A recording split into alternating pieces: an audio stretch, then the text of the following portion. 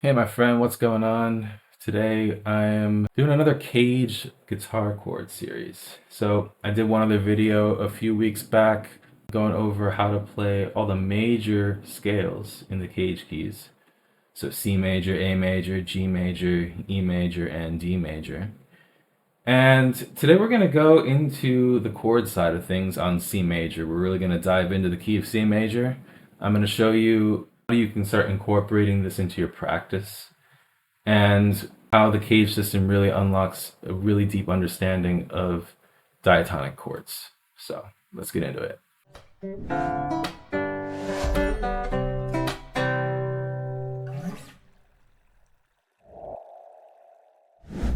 So if you're not familiar with the C major scale in first position, we start with our open string here. We have E, F, G, A, B, C, D, E, F, G, A, B, C, D, E, F, G. Right, these are the diatonic notes in C major, which means they're the notes that all fit into the key of C major, right? So what we have to understand here is that each of these notes can be considered a scale degree, and each scale degree has a diatonic chord quality. And all that means is each chord is either major, minor, or in some cases diminished. I'm going to go over all of those terms later in the video, so make sure you stick to the end.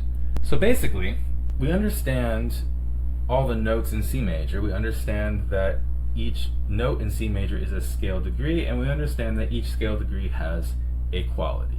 So what we're going to do now is we're going to go through all of the scale degrees and determine their quality. I'm going to show you how to play the chords in close position on the guitar, and then we're going to go through playing them in sequences so that you can get practice with feeling how these chords are in the hand.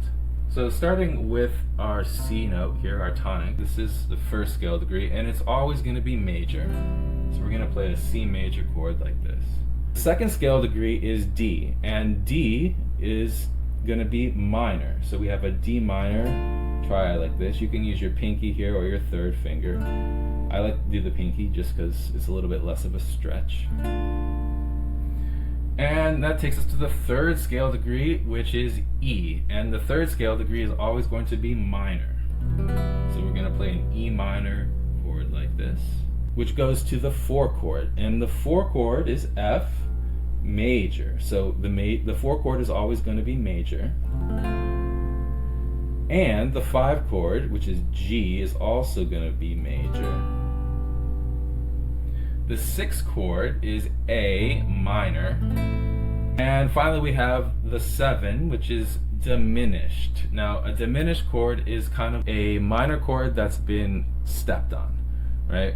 So if you don't understand how chords are built, there's this concept of triads, which basically are 3 notes. The bottom note is the root, the middle note is the third, and the top note is the 5th.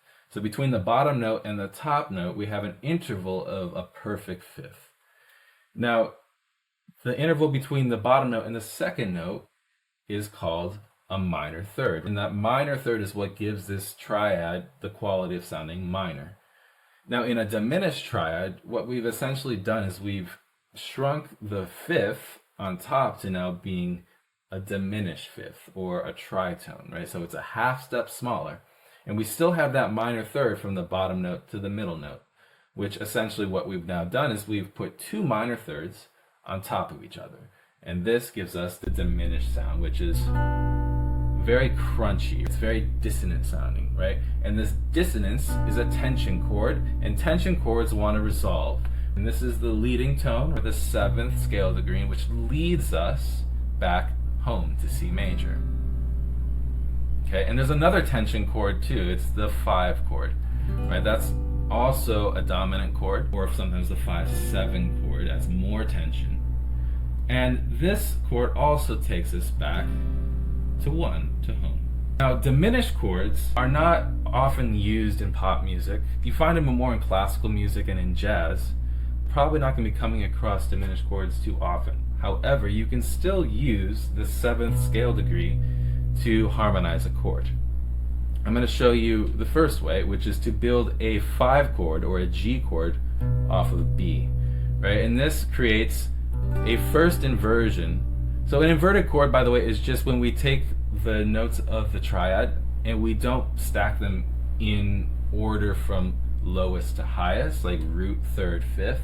We move them around, so maybe like third, root, fifth, or fifth, third, root, or in any order. You can have any note in the bottom voice. So this is called an inversion. So in this chord, we're putting the B, or the third of the chord, which makes it, we call it a first inversion chord. Put that B in the root, and we still have that nice bass motion of the 7th scale degree going back to 1. Now, if you don't care so much about keeping that bass motion, you can actually do what's called a dominant 7th chord. We talked about it briefly when I played this note here, but we can take this diminished chord here, lower the root to G here, and boom, we have a G7 chord here. We have G, B, D, and F. Root, third, fifth, and 7th. So that's pretty cool. The 7 diminished chord and the G7 chord share all the same notes. You just have to add a G to create that G chord. So we've gone through all of the chords in C major. Now we want to start practicing this. So a good way to practice is to first just start with your C chord and go through all the chords in sequence up the scale. So C, D minor, E minor, F major, G major, A minor, B diminished, C major, and then backwards, a little bit harder. C major, B diminished, A minor, G major, F major, E minor, D minor, C major. This is good to get in your ears the sound of the scale and the tonality of the chord that goes with it. Now, for practicing chord progressions, you might want to break down these chords into smaller groups, right? Instead of doing all 7 chords and just repeating those, we might just take like 2 chords or 3 chords and start putting them into progression. A way that I really like to do this is just by taking the major chords first and playing those, and then taking the minor chords and playing those. So on the major side, we could do C major,